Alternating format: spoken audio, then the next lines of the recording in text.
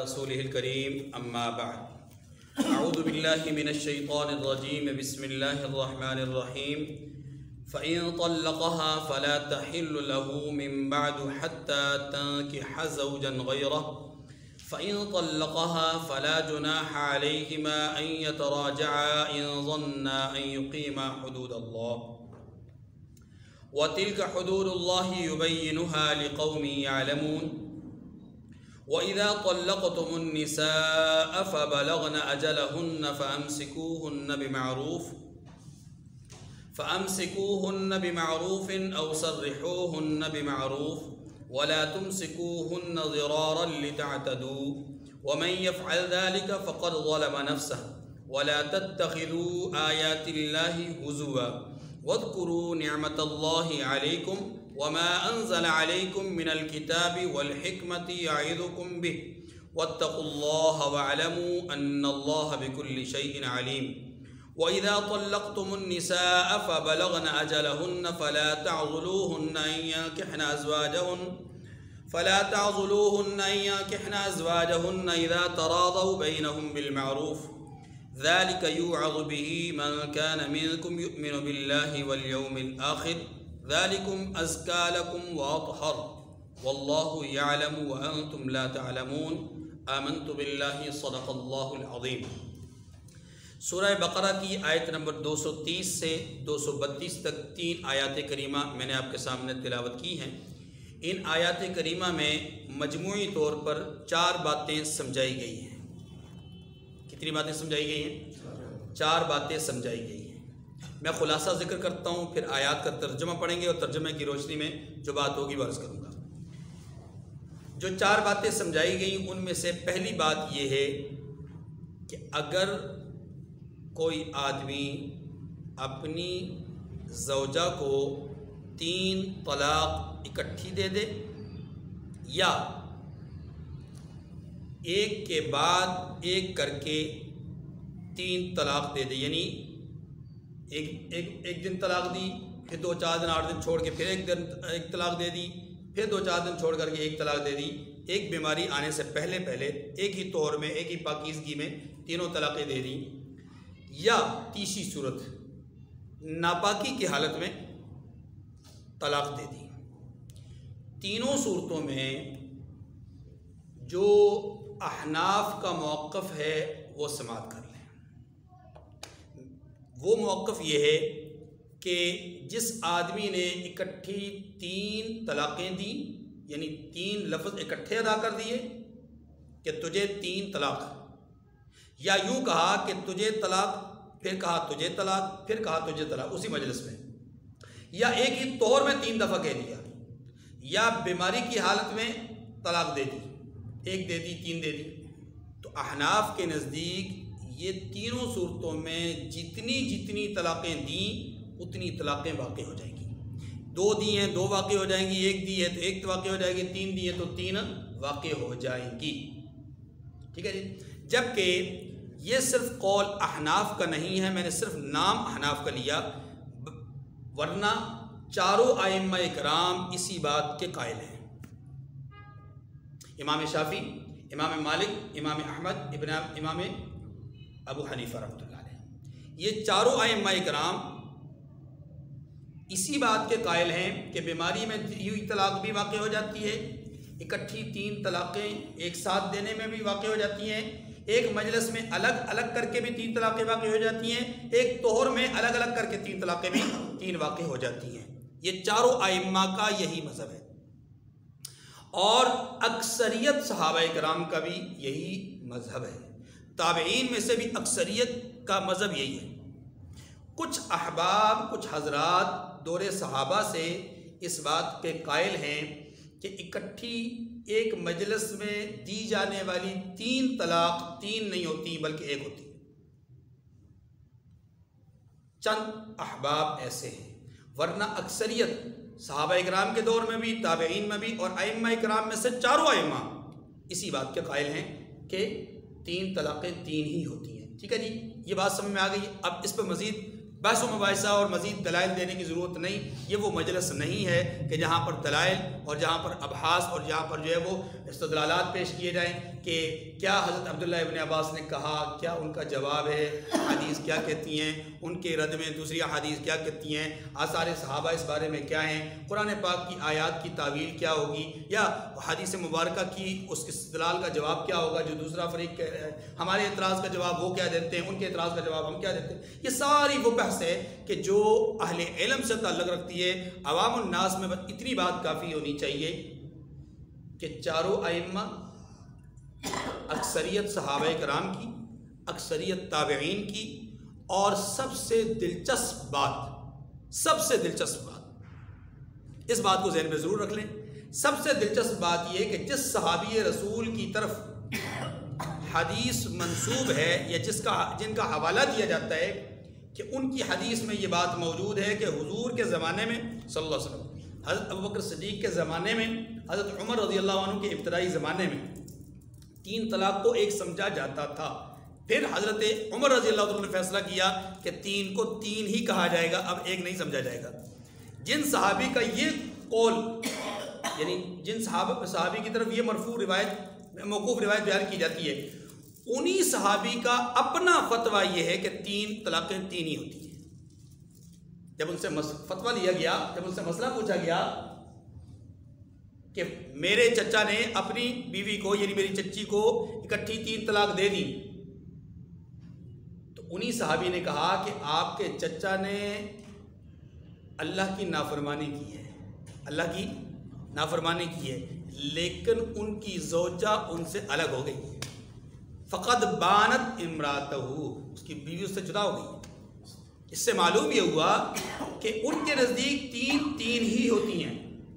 البتہ جو روایت ہے اس روایت کے مطابق بعض حضرات نے یہ قول اختیار کیا کہ 3 ایک مجلس میں ہوں تو ایک واقع ہوتی ہے، یہ بات ختم۔ دوسرا مسئلہ یہاں پر ہے حلالہ کا۔ اسی کے تناظر میں دوسرا مسئلہ پیدا ہوگا کس چیز کا؟ حلالہ۔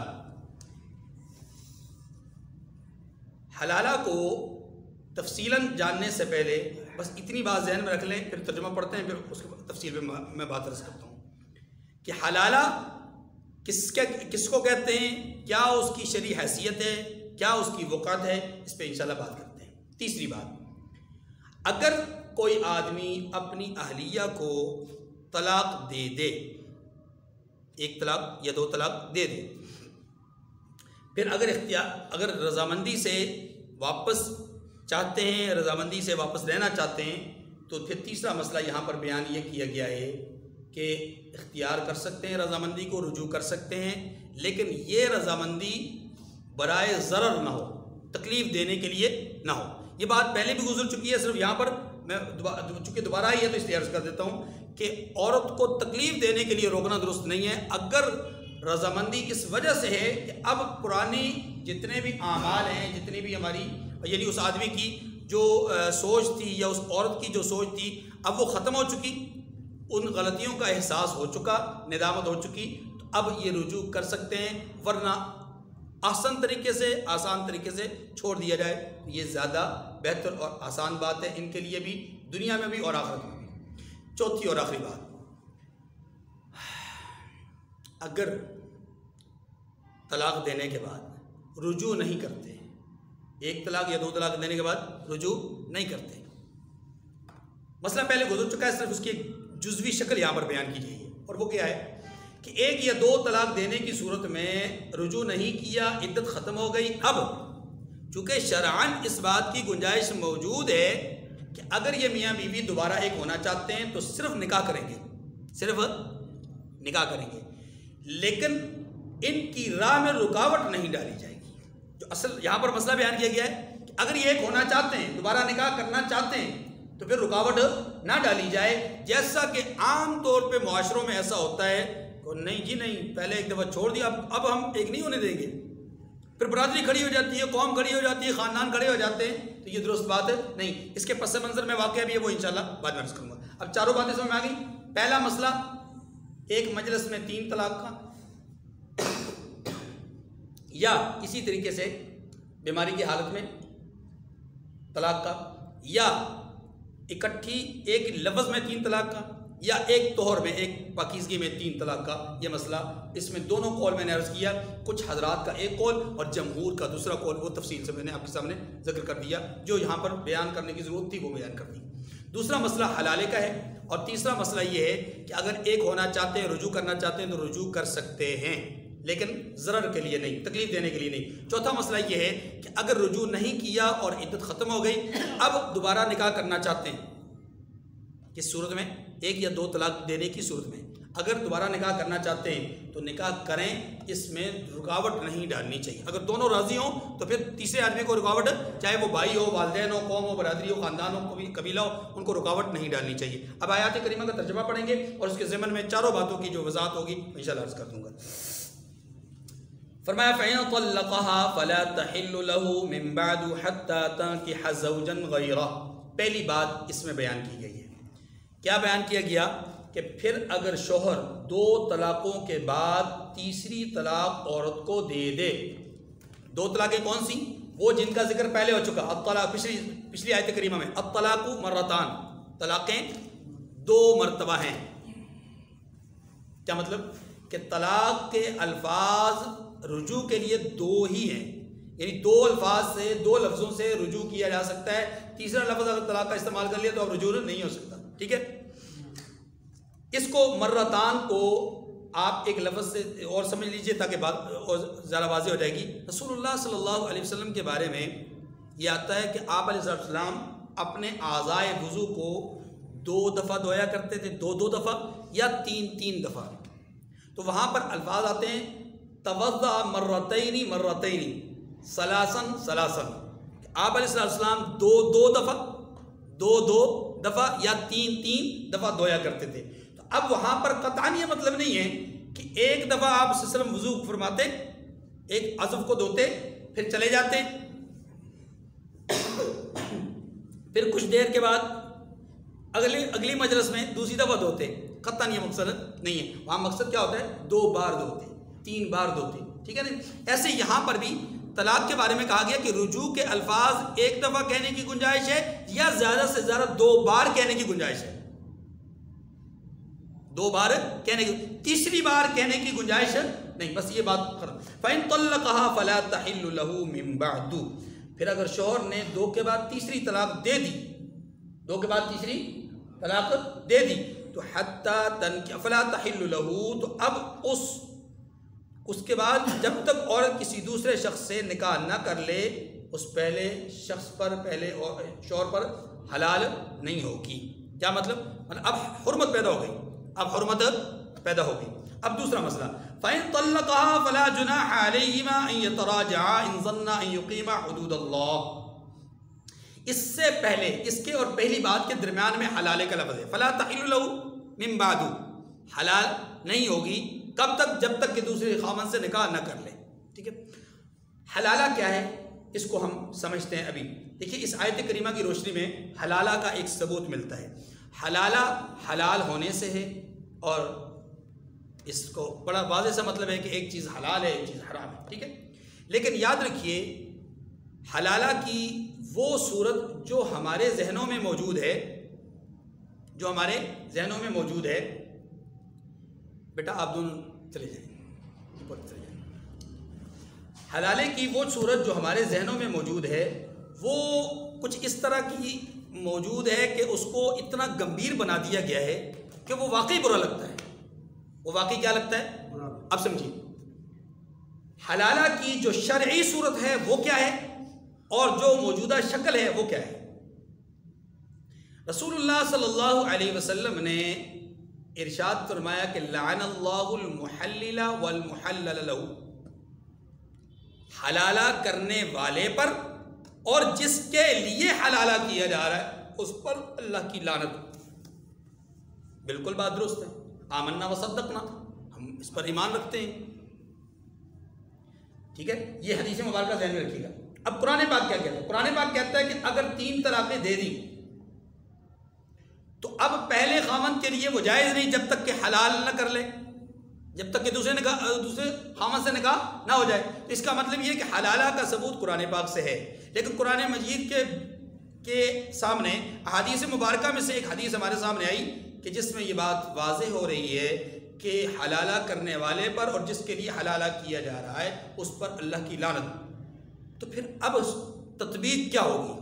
تو تطبیق شرعی حلالہ کیا ہے اس کو سمجھیں گے تو انشاءاللہ تطبیق ہو جائے گی۔ شرعی حلالہ یہ ہے کہ کوئی آدمی اپنی بیوی کو علیہ باللہ 3 طلاق اکٹھی دے دے، یا ایک ایک کر کے 3 مہینوں کے بعد 3 مہینوں میں 3 طلاق دے دے، جو بھی صورت ہو 3 طلاقیں اس نے دے دی، تو اب یہ عورت اس آدمی پر حرام ہو گئی ہے، یہ اس وقت تک حلال نہیں ہوگی جب تک کہ کہیں اور نکاح کر کے اور وہ آدمی جس سے نکاح کیا جائے نہ اس کے ساتھ مشروط نکاح کیا جائے، نہ اس کے ساتھ وقت متعین کیا جائے، نہ اس کے ساتھ کوئی بارگیننگ پہلے سے کی جائے، نہ کوئی معاہدہ کیا جائے، کچھ بھی نہیں، عام معمول کے مطابق اس کے ساتھ ایک عورت کا نکاح ہوگا۔ اس عورت کا نکاح ہونے کے بعد اگر وہ آدمی اس عورت کو 1 دن، 1 مہینہ، 1 سال یا 10 سال کے بعد اپنی مرضی سے، اپنی چاہت سے، کسی وجہ سے، کسی غرض کی وجہ سے، کسی نا اتفاقی اور ناچاکی کی وجہ سے طلاق دے دے، ایک صورت، یا اس آدمی کے ساتھ اس عورت کا نکاح ہونے کے بعد وہ آدمی فوت ہو جائے، دوسری صورت۔ ان صورتوں میں اب یہ عورت تو پوری عدت گزارے گی وہاں پر، عدت گزارنے کے بعد اب یہ اس قابل ہو گئی کہ یہ پہلے خامن سے نکاح کر سکتی ہے۔ یہ ہے شرعی حلالہ، یہ ہے شرعی حلالہ۔ ہاں، اس میں اگر کوئی آدمی اپنے ذہن کے مطابق، اپنے ذہن میں بٹھا کر، اپنے ذہن میں یہ بات بٹھا کر کے کہ میں خود سے اس عمل کو کروں، کوئی مجھے نہیں کہہ رہا، تاکہ ان دونوں کا تعلق آپس میں جڑ جائے، میں کچھ عرصہ اپنی چاہت سے، اپنی مرضی سے یہ نکاح کرنے کے بعد کچھ عرصہ اس کو اپنی بیوی کی حیثیت سے رکھتا ہوں، اگر ہمارا جڑ گیا تو ٹھیک، نہیں جڑا تو میں اس کو چھوڑ دوں گا تاکہ یہ پہلے کے لیے تو حلال ہو جائے، اس کی زندگی تو برباد نہ ہو۔ اگر کوئی آدمی اپنے طور پر اس نیت کو رکھ کر کے اگر وہ نکاح کر لیتا ہے تو اس کا معاملہ اس کے ساتھ ہے، بقیہ کسی کے ساتھ اس کا معاملہ نہیں ہوگا۔ اب ان دونوں صورتوں میں نہ حلالہ کرنے والے پر لعنت ہے، نہ جس کے لیے حلالہ کیا جا رہا ہے ان پر لعنت ہے۔ اب لعنت کس پر ہے؟ اب وہ سمجھیے، جو موجودہ رسم چل پڑی یا جو موجودہ طریقہ ہمارے ذہنوں میں موجود ہے حلالے کا، اس پر لعنت ہے، اس پر۔ اور وہ طریقہ کیا ہے؟ وہ طریقہ یہ ہے کہ لوگ یہ سمجھتے ہیں کہ جناب پہلے خامند کے لیے جائز کرنے کے خاطر ہم کسی سے معاہدہ کر لیں کہ آپ کا نکاح اس عورت سے کیا جاتا ہے 1 دن کے لیے، 1 ہفتے کے لیے، 2 دن کے لیے، 2-4 وقت کے لیے نکاح کیا جاتا ہے، آپ شرعی جو حق زوجیت ہے وہ 1 دفعہ ادا کر لیں، اس کے بعد آپ عورت کو چھوڑ دیجیے گا، اس کے لیے جو خدمت آپ کہیں گے ہم کریں گے، آپ اخلاقی طور پہ کرنا چاہیں تو تب آپ کی کر سکتے ہیں، آپ اس کے لیے کوئی خدمت لینا چاہیں تو خدمت ہم دے سکتے ہیں، جو بھی معاملات ہیں۔ یہ جو بارگیننگ ہے، یہ جو معاہدہ ہے، یہ جو ایک دوسرے کو قائل کرنا ہے، مشروط نکاح ہے، یاد رکھیے یہ ہے وہ چیز جس پر اللہ کے رسول صلی اللہ علیہ وسلم نے کیا کیا ہے؟ لعنت بھیجی ہے، اور اس کے ہم بھی خلاف ہیں، اس کے ہم بھی خلاف، ہم بھی اس پر لعنت بھیجتے ہیں۔ یہ نکاح نہیں ہے، یہ حقیقت میں نکاح، ہاں البتہ ایک بات ذہن میں رکھ لیے، چونکہ شرعی ضابطے کے مطابق، قانون نکاح کے مطابق نکاح کیا جا رہا ہے، کیونکہ نکاح کے اندر وقت متعین نہیں ہے، اپنے اپنی سوچ اور اپنے اپنے ذہن میں نکاح کا وقت متعین ہے یا مدت نکاح موجود ہے، باقی حقیقت میں فی الواقع نکاح کے اندر، نکاح فارم کے اندر یا نکاح پڑھاتے وقت نکاح کا کوئی وقت متعین نہیں، اس لیے شرعاً یہ نکاح ہو جائے گا، شرعاً کیا نکاح ہو جائے گا، البتہ ایسا نکاح جائز نہیں ہے۔ کیا مطلب ہوا؟ دیکھیے دونوں باتوں میں فرق ہے، ایک ہے کسی چیز کا واقع ہو جانا، کسی عمل کا واقع ہو جانا، اور ایک ہے اس کا قانونی طور پر اللہ کے ہاں بے وقت ہونا۔ اب یہاں پر اگر آپ دیکھیں تو بے وقت عمل ہے، یہ ایسا عمل ہے کہ اس پر لعنت بھیجی گئی ہے، یہ ایسا عمل ہے کہ جو گناہ کا عمل ہے، لیکن گناہ کا عمل ہونے کے باوجود یہ عورت جب اسے دوسرا خامند معاہدے کے تحت 1 دن 2 دن کے بعد چھوڑ دے گا، عدت گزارنے کے بعد پہلے خامند کے لیے حلال ہو جائے گی، لیکن ان کا یعنی اس عورت کا دوسرے آدمی سے نکاح کرنا اور وہاں پر حقوق زوجیت ادا کرنے کے معاہدے کو ادا کر کے پھر اپنے آپ کو چھڑوا دینا، یہ سارا کا سارا پروسیس، سارا کا سارا لعنت ہے، سارا کا سارا کیا ہے؟ لعنت ہے۔ لیکن پہلے والے خامند کے لیے حلال ہو جائے گی، کیونکہ پہلے والے خامند کے لیے قرآن پاک نے کیا کہا ہے؟ قرآن پاک نے یہ کہا ہے کہ اگر پہلا خامند 3 طلاق دے دے تو اس کے لیے عورت حلال نہیں ہو سکتی حتیٰ تنکح زوجا غیرہ۔ قرآن پاک نے صرف اتنا کہا ہے جب تک کہ وہ دوسرے خامند سے نکاح نہ کر لے، اور نکاح تو اس کا ہو گیا، اگرچہ وہ درست طریقے سے نہیں ہوا لیکن نکاح ہو گیا، تو نکاح ہونے کے نتیجے میں اب کہا جائے گا کہ یہ پہلے خامند کے لیے حلال ہو گئی۔ البتہ اس کا عمل کیا ہے؟ ناجائز۔ اس کا عمل کیا ہے؟ اس کی مثال دیکھیے، سمجھنے کے لیے عرض کر رہا ہوں۔ ایک آدمی نماز پڑھتا ہے بے توجہی سے پڑھتا ہے، خشوع و خضوع کے بغیر پڑھتا ہے، توجہ نہیں ہے، خشوع و خضوع نہیں ہے، نماز پڑھتا ہے، تو شرعی طور پہ اس نے نماز ادا کر دی، قانوناً اس کی نماز ادا ہو گئی، یعنی اس کے ذمہ سے فرض ساقط ہو گیا۔ اب دوسرا مسئلہ ہے کہ آیا اس کو ثواب ملے گا کہ نہیں ملے گا، اجر کے قابل ہے کہ نہیں ہے، اس کی یہ نماز 27 گنا اجر کے قابل ہے کہ نہیں، اس کی اس نماز کی پوزیشن 700 کے برابر ہے کہ نہیں، اس کی یہ نماز 5000 کے قریب، 50,000 کے قریب، 25,000 کے قریب، 1,00,000 نمازوں کے قریب ہے کہ نہیں ہے؟ بات سمجھ رہی ہے؟ یہ ہے بات۔ بالکل اسی طرح نکاح کے معاملے کو سمجھیے کہ اگر مشروط نکاح کسی نے کیا اس طرح کہ آپ اس کو 1 2 3 4 دن کے بعد چھوڑ دیجئے گا تاکہ یہ پہلے خامند کے لیے حلال ہو جائے، بس ہم حلالہ کروانا چاہتے ہیں جیسا کہ مرسم ہے، ٹھیک ہے، اگر اس طرح کر دیا تو پہلے خامند کے لیے حلال تو ہو جائے گی، لیکن ان کا یہ عمل، اس عورت کا اور اس مرد کا یہ عمل، اور جن لوگوں نے اس پروسیس میں حصہ ڈالا وہ سارے کے سارے کیا ہیں؟ لعنتی ہیں، وہ سارے کے سارے کیا ہیں؟ فرمایا فَإِن طَلَّقَهَا، اب دوسرا خامند اس کے بارے میں کہا جا رہا ہے اگر وہ طلاق دے دے تو فَلَا جُنَاحَ عَلَيْهِمَا أَن يَتَرَاجَعَا إِن ظَنَّا أَن يُقِيمَا حُدُودَ اللَّهِ، تو پھر اس پہلے خامند اور پہلی اس عورت پر کوئی گناہ نہیں ہے کہ ان یتراجعا، کہ وہ ایک دوسرے کی طرف رجوع کر لیں، ایک دوسرے کی طرف رجوع کر لیں۔ ان یقیما حدود اللہ، شرط یہ ہے کہ اب بھی اللہ کہہ رہے ہیں اگر تم نے اللہ کی حدود کو قائم کرنا ہے تو پھر رجوع کرنا، ورنہ رجوع نہ کرنا۔ تلک حدود اللہ وتلک حدود اللہ یبینھا لقوم یعلمون، یہ اللہ کی حدیں ہیں جو اللہ نے جاننے والوں کے لیے، سمجھ رکھنے والوں کے لیے بیان کر رکھی ہے۔ آگے تیسرا مسئلہ، وَإِذَا طَلَّقْتُمُ النِّسَاءَ فَبَلَغْنَ أَجَلَهُنَّ فَأَمْسِكُوهُنَّ بِمَعْرُوفٍ أَوْ سَرِّحُوهُنَّ بِمَعْرُوفٍ۔ فرمایا جب تم عورتوں کو 2 دفعہ طلاق دے چکو اور ان کی عدت پوری ہو جائے تو انہیں یا تو حسن سلوک سے نکاح میں رہنے دو یا بطریق شائستہ رخصت کر دو، اور اس نیت سے ان کو نکاح میں نہ رہنے دینا چاہیے کہ انہیں تکلیف دو۔ بات سمجھ، میں نے عرض کیا کہ ایک آدمی نے 1 طلاق دے دی یا 2 طلاق دے دی، عدت ختم ہو گئی۔ اب قرآن پاک کیا کہتے ہیں؟ اگر یہ دوبارہ ایک ہونا چاہتے ہیں، لیکن ایک ہونے کا مطلب ضرر اور تکلیف دینا نہ ہو، تو پھر ایک ہو سکتے ہیں۔ اصل میں یہ بات، اس کا تھوڑا سا پس منظر اگر آپ ذہن میں رکھیں گے تو آپ کو سمجھنا آسان ہو جائے گا۔ عرب کے معاشرے میں عام طور پہ ہوتا یہ تھا کہ لوگ عورتوں کو ستاتے تھے، اور جب ان کی طرف سے ستانے کا عمل زیادہ شدید اختیار کرنا مقصود ہوتا تھا تو بیوی کو طلاق دے لیتے تھے، اور کرتے یہ تھے کہ جب مطلب اس کی عدت پوری ہونے کو ہوتی تھی، اب دیکھتے تھے کہ اگر اس کی عدت پوری ہو گئی تو یہ تو ہاتھ سے نکل جائے گی، تو فوراً ہی رجوع کر لیتے۔ تو قرآن پاک نے اس عمل کی مذمت بیان کی ہے کہ اس سے تو عورت کو تکلیف دینا مقصود ہے، اور اگر تم تکلیف دینا چاہتے ہو تو پھر تمہارا رجوع کرنا درست نہیں، لیکن اگر تکلیف دینا مقصود نہیں اور تم آپس میں رضامندی کا ہے تو پھر ٹھیک ہے، پھر کوئی حق گناہ نہیں۔ اسی بات کو یہاں پر بیان کیا گیا، لیکن کہا گیا کہ جس نے تکلیف دینے کے لیے رجوع کیا، وَمَن يَفْعَلْ ذَلِكَ فَقَدْ ظَلَمَ نَفْسَهُ، جس نے تکلیف کے لیے رجوع کیا اس نے کیا کیا؟ زیادتی کی۔ اس نے کیا کیا؟ وَمَن يَفْعَلْ ذَلِكَ فَقَدْ ظَلَمَ نَفْسَهُ، جو ایسا کرے گا وہ اپنا ہی نقصان کرے گا، وہ زیادتی کر رہا ہے نا، اپنا نقصان کر رہا ہے. وَلَا تَتَّخِذُوا آیَاتِ اللَّهِ ہُزُوًا. اور دوسری بات یہ کہی ہے اللہ نے کہ اللہ کے احکام کو کھیل نہ بناؤ.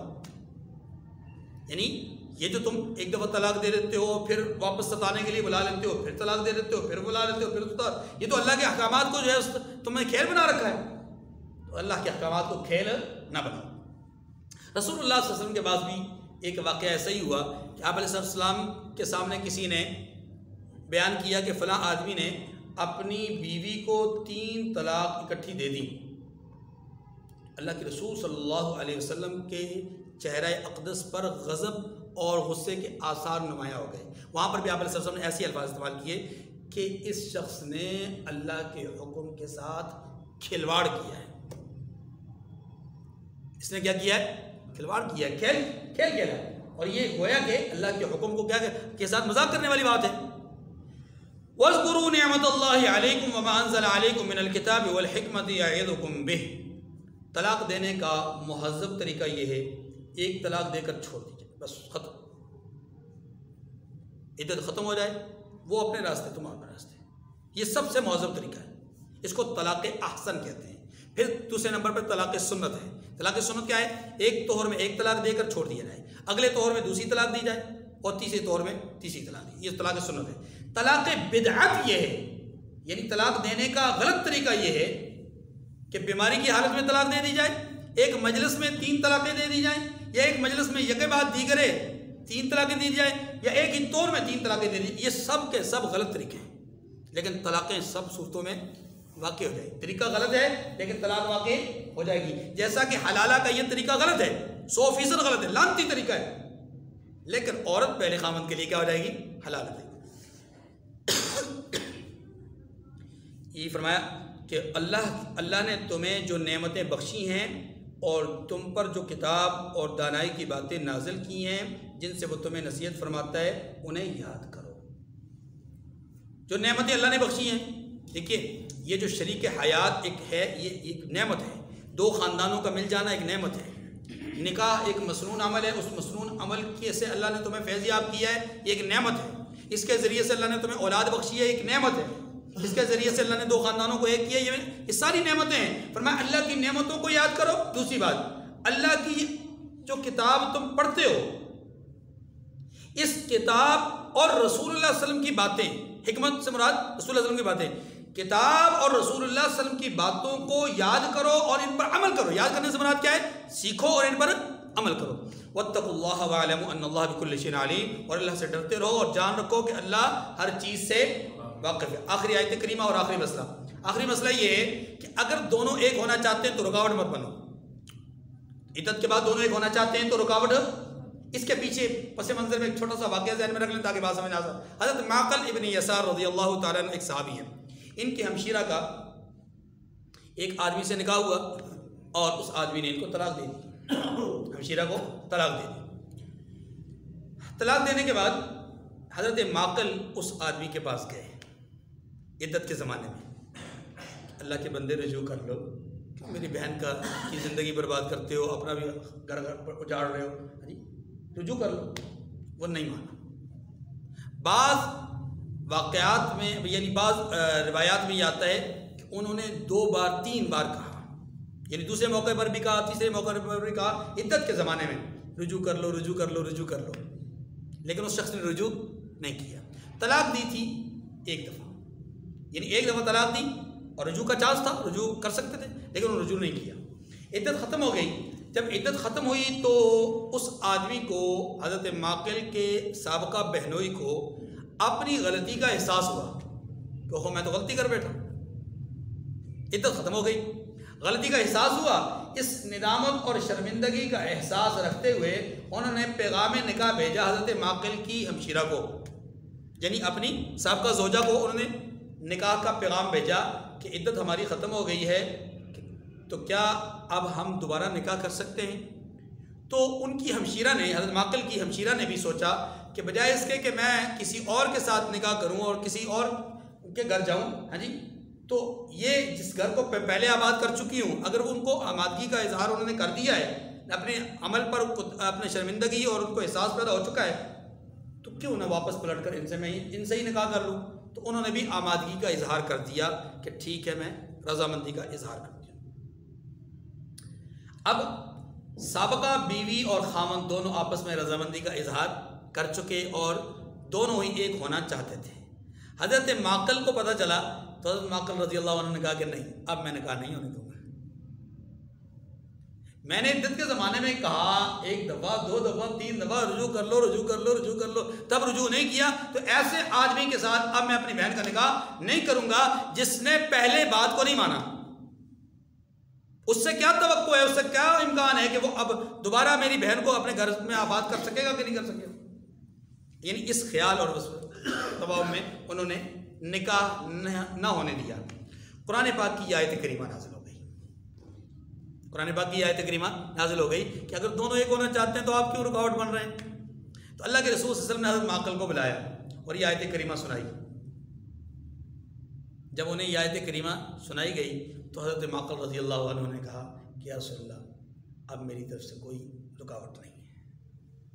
یہ ہے صحابہ کرام کا طرز عمل کہ جب ان کے سامنے اللہ کا قرآن آ جاتا یا حضور علیہ السلام کا فرمان آ جاتا پھر آمنا وصدقنا، پھر دوسری کوئی رائے نہیں، پھر تمام اپنی ساری کی ساری انتقامی کیفیت اور سارا کا سارا غصہ غضب پیچھے رہ جاتا تھا۔ دیکھیے جی وَإِذَا طَلَّقْتُمُ النِّسَاءَ فَبَلَغْنَ أَجَلَهُنَّ فَلَا تَعْضُلُوهُنَّ أَن يَنكِحْنَ أَزْوَاجَهُنَّ إِذَا تَرَاضَوْا بَيْنَهُم بِالْمَعْرُوفِ، اور جب تم عورتوں کو طلاق دے چکو اور ان کی عدت پوری ہو جائے تو ان کو دوسرے شوہروں کے ساتھ جب وہ آپس میں جائز طور پر راضی ہو جائیں نکاح کرنے سے مت روکو۔ کیا مطلب؟ یعنی انہیں انہی شوہروں کے ساتھ انہی لوگوں کے ساتھ نکاح کرنے سے مت روکو۔ ذَلِكَ يُوعَظُ بِهِ مَنْ كَانَ مِنْكُمْ يُؤْمِنُ بِاللَّهِ وَالْيَوْمِ الْآخِرِ، فرمایا اس حکم سے اس شخص کو نصیحت کی جاتی ہے جو تم میں اللہ اور روز آخرت پر یقین رکھتا ہے۔ اس شخص کو نصیحت کی جاتی ہے جو تم میں سے اللہ پر اور روز آخرت پر۔ حضرت معقل رضی اللہ عنہ نے اسی جملے کو سنا تو فوراً کہا آمنا وصدقنا، یا اللہ یا رسول اللہ مجھے اب کوئی اعتراض کوئی شکوہ کوئی شکایت نہیں۔ ذَلِكَ يُوعَظُ بِهِ مَنْ كَانَ مِنْكُمْ يُؤْمِنُ بِاللَّهِ وَالْيَوْمِ الْآخِرِ، فرمایا اس حکم سے اس شخص کو نصیحت کی جاتی ہے جو تم میں اللہ اور روز آخرت پر یقین رکھتا ہے۔ ذَلِكُمْ أَزْكَىٰ لَكُمْ وَأَطْهَرُ، یہ تمہارے لیے زیادہ نہایت خوب اور بہت پاکیزگی کی بات ہے۔ کیا مطلب؟ دیکھیے اگر وہ عورت اور وہ مرد اگر آپس میں ایک ہو جائیں پھر سے ان کا گھر آباد، ایک دوسرے کے دیکھے والے ہیں، ایک دوسرے کو جان پہچانے، ایک دوسرے کو اب یہ ایک دوسرے کا لباس پہلے بھی رہ چکے ہیں، دوبارہ بھی اگر یہی بن جائیں گے لباس تو یہ زیادہ پاکیزگی کی بات ہے، زیادہ بہتر اور زیادہ اچھی بات ہے بنسبت اس کے کہ یہ عورت کسی اور گھر میں جائے۔ ٹھیک ہے نہیں؟ فرمایا واللہ یعلم وانتم لا تعلمون، اور اللہ جانتا ہے اور تم نہیں جانتے۔ یعنی ان احکامات کی حکمتوں کو، ان کے نتائج کو اللہ جانتے ہیں، تمہارا کام ہے صرف ظاہر کو دیکھ کر کے تم اس پر عمل درآمد کرو۔ اللہ تعالیٰ مجھے اور آپ کو سمجھنے کی توفیق کامل نصیب فرمائے۔ وآخر دعوانا ان الحمد للہ رب العالمین۔